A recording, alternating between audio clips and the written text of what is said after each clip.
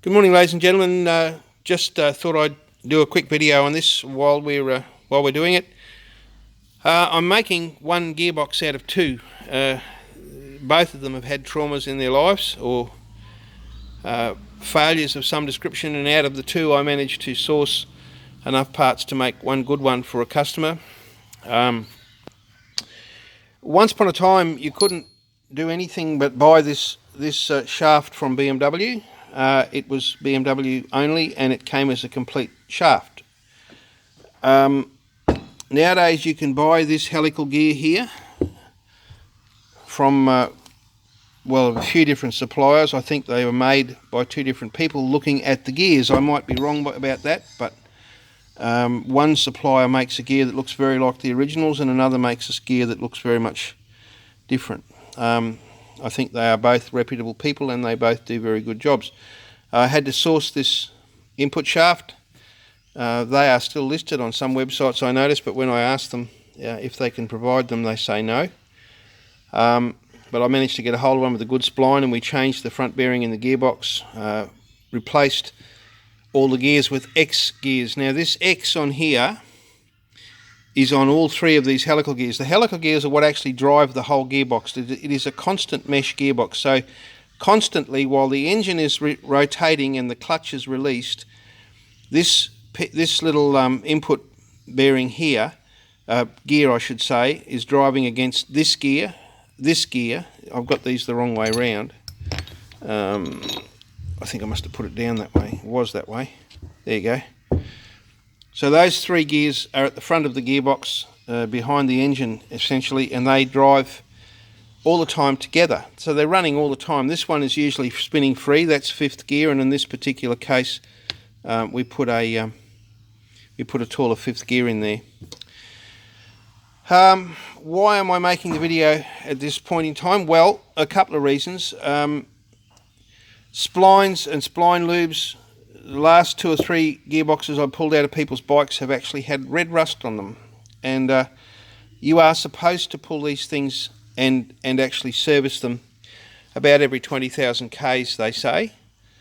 You don't have to pull the whole gearbox out. You can undo the pivot pins in the swing arm and actually pull the gearbox and the swing arm back far enough to be able to get a long thin brush like this one in there and do the splines without having to dismantle everything. You do still have to take off the air filter housing and the battery and stuff, but rather than wreck a spline, which is becoming very hard to get, I would recommend, if you're a home handyman, that you do that. When I put them back together, I always polish all the slides, and that's just me. There'll be all kinds of people come flying out of the woodwork and say it's not necessary, and it probably isn't, but I work on this basis. Okay, so these are challenged gearboxes at the best of times.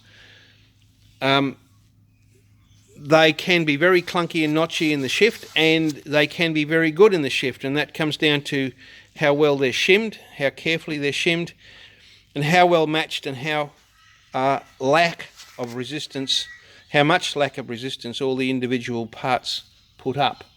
And that comes back to the old saying that most things in the world are a combination of parts going together to make the whole mechanism, and if they're all in good order, then they will all work to the best of their ability.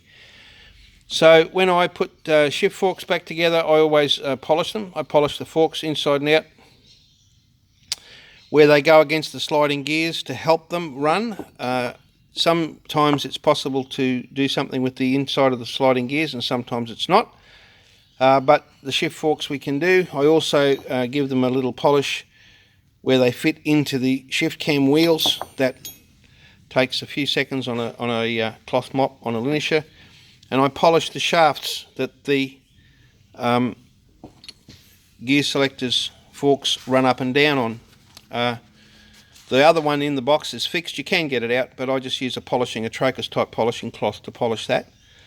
And this little tool here is just something I made up for cleaning out the centers of these hollow shafts. All these shafts are hollow. Okay, so you can see right through that one. That's the intermediate shaft there. And they are drilled. Oil gets out of them, gets flung out of them in a centrifuge type situation. Little sumps in the bottom behind the baffle plates, and oil runs down those shafts and lubricates all the gears sliding up and down on the shaft. This one here, the clutch rod push rod goes through. Once again, if I can get, there you go, you can see through there. So I put cut up some very fine terry toweling rags and put IP cleaner on them, which I must have put it down somewhere, but I just use a isopropyl alcohol type cleaner. Here it is over here. Worth make this particular one, but there are all different kinds of varieties of it that we use. Then we come to the shift cassettes. Now this is the shift cassette out of the original bike, and the reason I'm showing you this is how it looks when it comes out of a bike.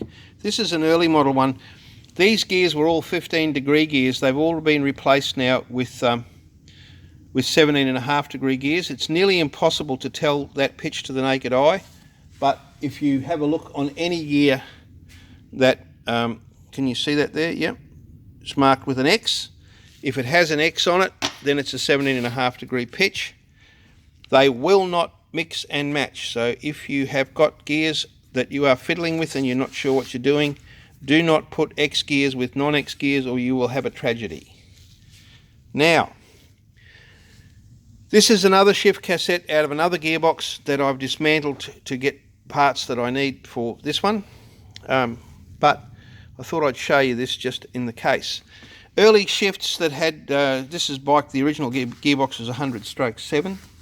It's been modified in many different ways, but it still retains its heavy flywheel.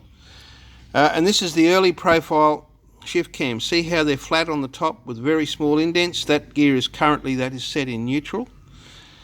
And this shift wheel here is spring-loaded detent, they call it, and that's what gives the positive stop. Now, one of the reasons you get false neutrals is because sometimes it hangs up on top of one of these flats with a bit of resistance back from the dog and maybe some resistance from a dirty one of these or whatever, and it doesn't go in and you'll miss a gear or it won't go in properly and it'll pop out. So this is the later model profile. I'll try and get the two together and you'll instantly see the difference. This one has high peaks on it. Shift wheel goes up. Once it gets to the top, it has to run down. They did a lot towards eliminating the false neutrals in gearboxes, and you can buy them as an aftermarket part.